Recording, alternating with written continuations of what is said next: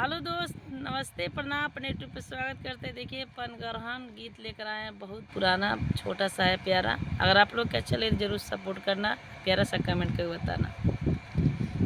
अरे अरे भैया कामन भैया हो तो हर धरियो ना टूट। अरे अरे भैया कामन भैया हो तू हर धरियो ना टूट।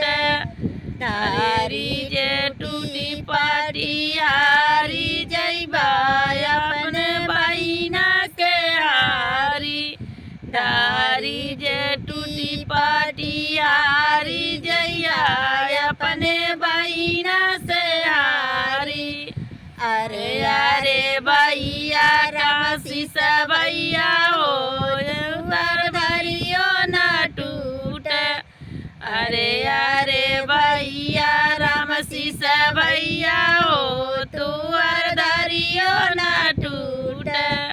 धारी जे टूटी पाटिहारी जैबा अपने बहिना से हारी।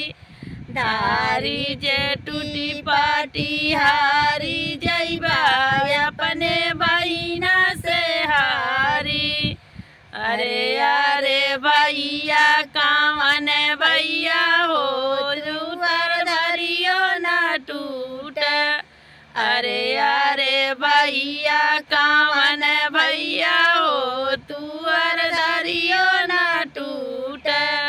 धारी टूटी पाटिहारी जैया अपने बहिना से हारी।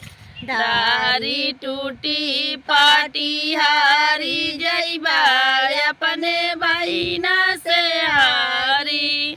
अरे अरे भैया से भैया हो उधर धरियो ना टूट। अरे अरे भैया गाँव के से भैया हो तू हर धरियो ना टूट। धारी टूटी पाटिहारी जैया अपने बहिना से हारी।